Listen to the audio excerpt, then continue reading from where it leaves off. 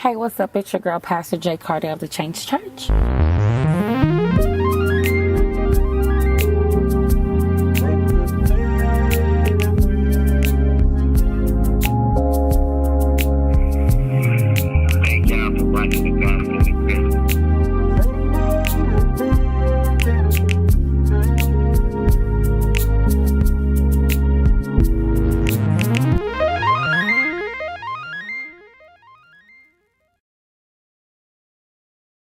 Hey, what's up, everybody? It's your girl, Pastor J. Carter of the Change Church.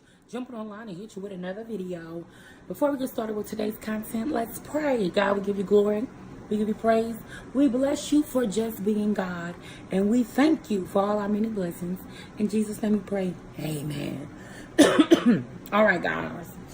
I ain't feeling my best, but I just got finished working out. So you got bare face, ghetto head. And my granny used to wear hair like this, y'all. So I guess I'm feeling real grainy-ish today. You know what I'm saying? So me and the king had already made up our mind that we were not going to address this topic until we got further information about the appeal.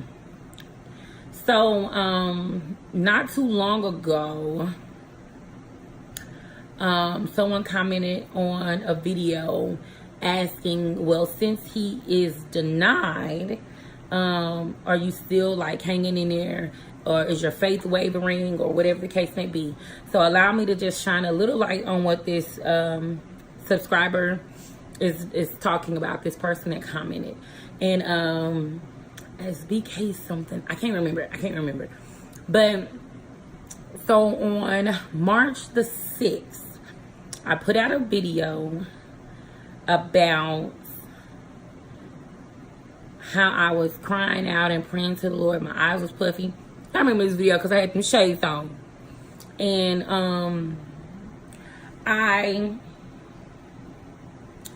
when I put out the video, I had not at the time knew my husband was denied. We check it in the morning, but I'd already uploaded the video. And then after the video was uploaded, I was getting ready for work and was like, I need to check parole. I checked it and it showed that he was denied. And I'm like, hold on. Wait a second. I text T, because I couldn't even verbalize it. I couldn't even say it, you know. I text T, and T's like, no, this can't be right. This has to be wrong. And so T is a great, strong support system in my life, just for the record. But T automatically kind of went into prayer and was telling me the things that the Lord I had already had planned. Not things that I did not know, just in that moment I needed to hear. So not that I didn't know these things, but in that moment it was like, yeah, I need to hear this. So I'm getting myself mentally prepared to tell my husband, because he doesn't know yet. But I get a text message from one of the prison wives. I'm gonna call her P. P texted me a meme and was like, God's gonna hold your family together through this moment. All you have to do is sit back and watch, or just sit back and watch.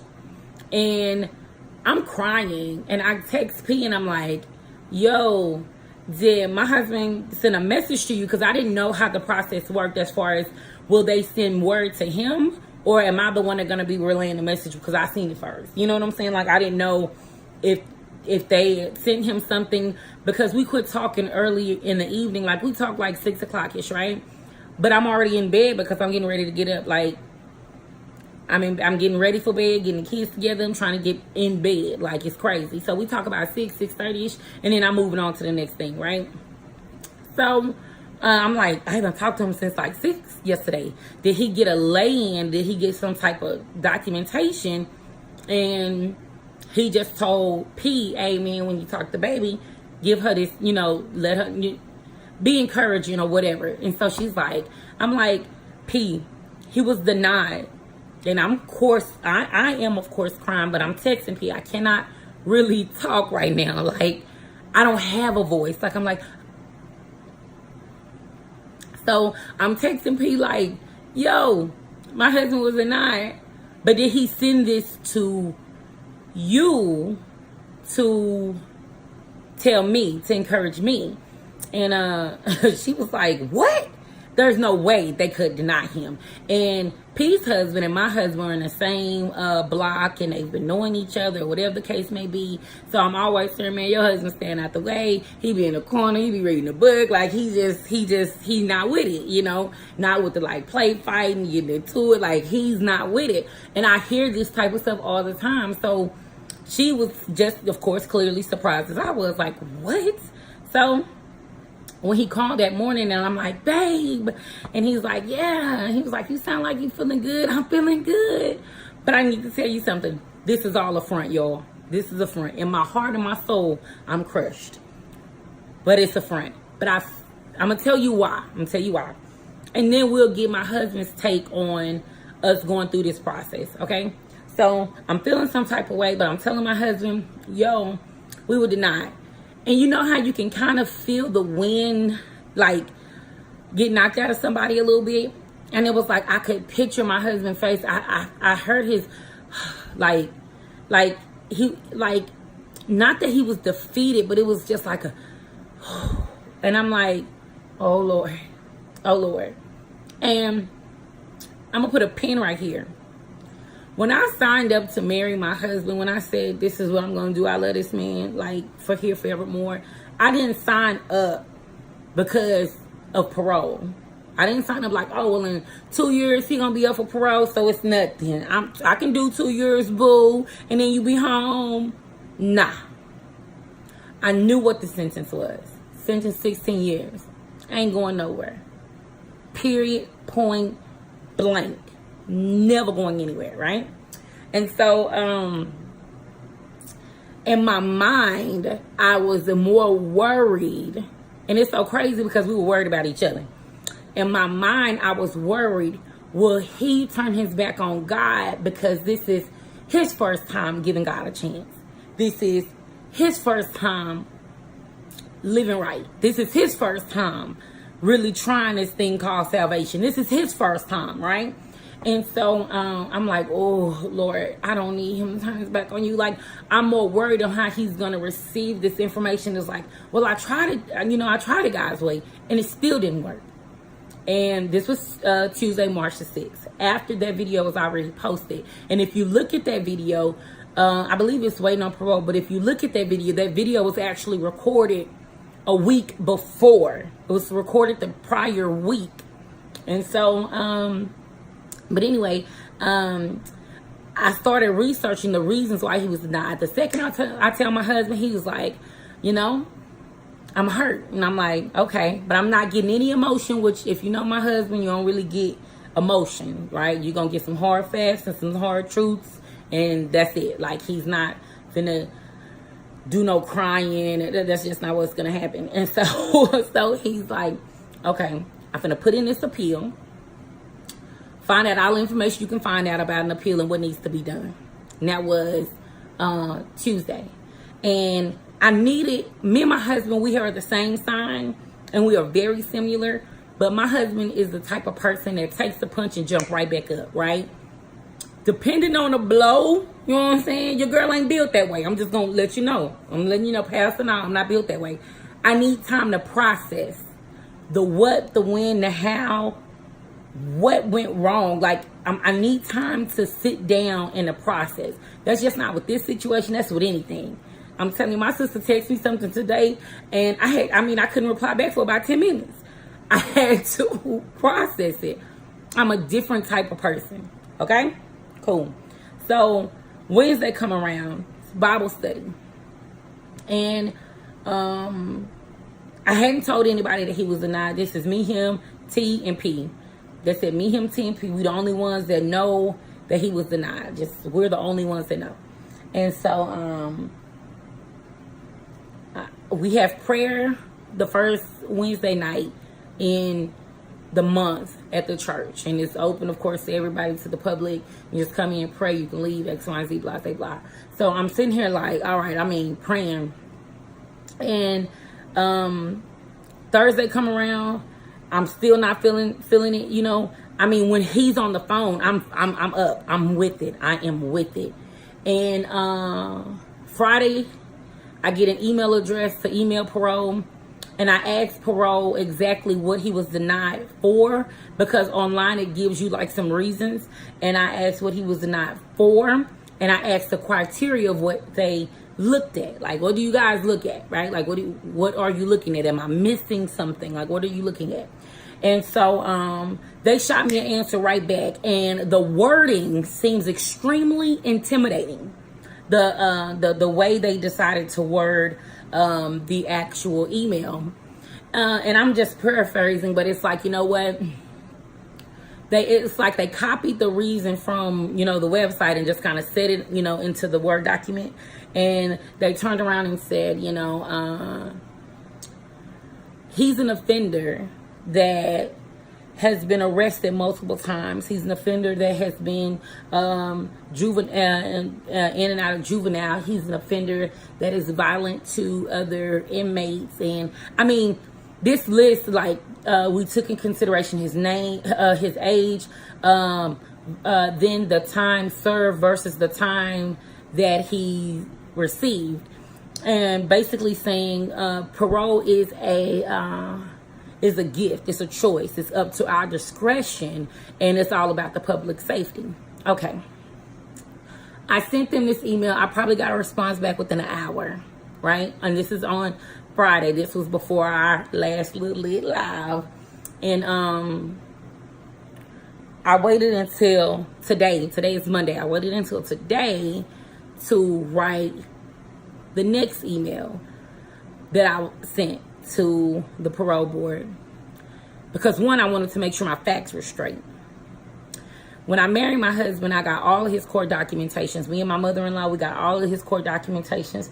Every time he was arrested, anytime something went on, we got all of this stuff. We spent a pretty penny too. For all those docs, listen, y'all, coming off some bread for that. And I didn't know that at the time. I was like, ooh, Jesus. So I began going through all the documents. My husband has only been arrested twice. So I spoke to that. He's been arrested twice. And my husband has never been in juvenile. Never, ever been into a juvenile center. The first time he got arrested, the judge gave him community service and put him on probation or something like that. Like, when he got arrested, he went to county jail until the actual trial. And it wasn't a trial. I think it was like, it was something minor. It's like, I want to say possession. I could be wrong, but something like that. I can't remember right now. But it wasn't nothing like dramatic, right? It wasn't violent and still nothing new. You know what I'm saying? It wasn't dramatic. And so I'm like, okay. But this is the stuff that I'm writing. I'm formatting this email. I can't even talk, y'all. Formatting this email, saying exactly, hey, he's only been arrested twice. Both offenses was before he was 18. He has a 16-year sentence, and this year makes his 12th year. So he served well over half his time. He has been into 12 programs and completed 12 programs, schooling, Christian programs, you name it. He's been to 12 different programs. I list every individual program. His packet is well filled with support letters from politicians, spiritual mentors, X, Y, and Z. He has never, ever, ever, ever, ever, ever had a violent case while incarcerated. Never. He's never had an assault case, whether against another inmate, against a guard. No violent, listen to me guys, no violent cases. Pretty much a model inmate. So in the midst of breaking down this, everything that they said, because they was like his age, he'll be 30 in May. So he spent over half his time, X, Y, Z.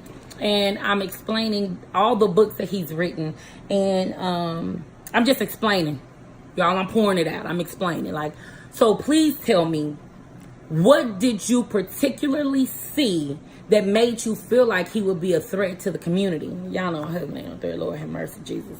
Y'all. So I'm like, I'm trying to figure out what is it that you're taking a peek at. And you got to remember, in the state of Texas, the parole board does not see the inmate. They only go through a file. So Friday, so it's like, I'm at a point to where I feel that everything happens in divine timing and in God's timing. Again, I said I'm at a point. Some people and some Christians may be like me, and you got to process, right?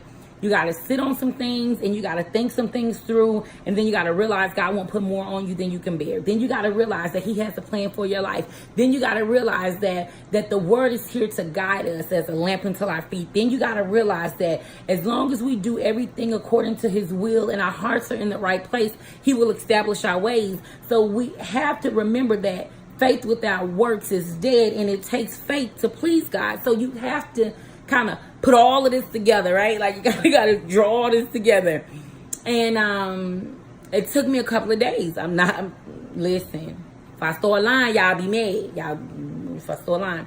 But nevertheless, me and my husband talked about it. And we've been working on 2 other projects and been talking to some networks about some things. And, well, let me say, submitting some things to some networks. And we had put a pause on it until we got an answer. He's like, we're going to kind of pause it so we can kind of focus on parole. I didn't know it was going to eat me up like that, but we're going to put a pause on it. So we came to the conclusion, let's get back to business. Let's get back to business. And the business, not just our books, but the manuscripts, our business as far as raising our kids, our business as if this situation doesn't stop the Carters. You know what I'm saying? We're still going to do what we do. He's still going to school. He's still going to class. That ain't going to change. Me still hustling and working and doing what I got to do, it's not going to change. You know what I'm saying? And I believe God in regards to the appeal process. And I believe God, even if he says he would have to do the remainder of his sentence. I'm not a wishy-washy wife. I'm not a wishy-washy friend. I'm not a wishy-washy pastor. I'm not a wishy-washy person.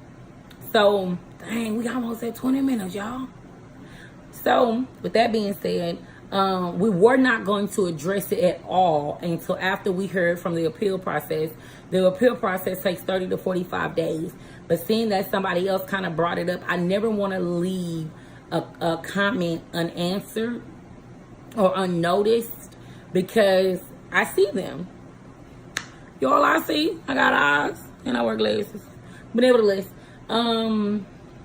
yeah, so I wanted to make sure we address that. But even in our Waiting on Parole book, we discussed the things and steps that may need to take place emotionally and spiritually if your loved one has been denied. And I'm not tripping. The only thing that we have been reconsidering is having babies, y'all. Because y'all know we want twins. And we were anticipating on having some twins, right? Then I was like, listen, I'm 32. If the set-off that we got was for 2 years, that was a set-off that we got, which really boiled down to 16 months because they can be seen 6 months prior to the actual date. So technically that's 16 months that we're looking at, and I'm sitting up here like, listen, 16 months your girl is looking at 35. I'm like knocking at 35 though. You know what I'm saying? Because I'll be 32. Yeah, I'll be 32 in a couple of months. And then from being 32 in a couple of months, you roll at 16. We're looking at 33. If it's the full 24, which that's a possibility, we're looking at 34. And then so I'm right there knocking at 35. I'm like, you know what I'm saying? Knocking at 35. I ain't gonna want to have no kids. I'm gonna tell you that right now. When you're fat and overweight, when you're chunky, glory to God, and you old, ain't gonna work when you're wobbling back and forth like that. Like, that's not what I want for my life. Of course, we know the Lord has his own plans. But to answer the question on the actual comment, am I down? Am I sad? Am I hurt? I was hurt and I was down and I was sad, but I'm not depressed. I'm not to the point of where like, I don't want to be with you. And I even asked my husband that. I say, husband, was you afraid I was going to leave you? He's on some, girl, nah. Okay, I'm sorry. He was like, girl, nah, you ain't going nowhere. And you know it. I ain't going nowhere. Neither is you, Carter. So I did want to address that. And so I'm not too sure when I'm going to post this video, because we kind of have a schedule of the videos that we're going to post in a particular order. The only ones that are not in a particular order are the ones that are lost footage, which y'all seen a few of those, like, oh, I didn't even know I had this video. And so it kind of pushed the other videos back. But yeah, the only thing that is like actually like live and in color, like live of what we're dealing with and going through at that exact moment are the lives. That's what it is. So if you haven't been on one of our Saturday Night Lives, come on and join the party. All right, guys, I've been talking way too long. Thank you for your prayers and your support. The Carters ain't going nowhere. We still here, jelly beans, and it is what it is. We still rock out. We still do what we do. And for the record, we still gonna be here tomorrow. Peace.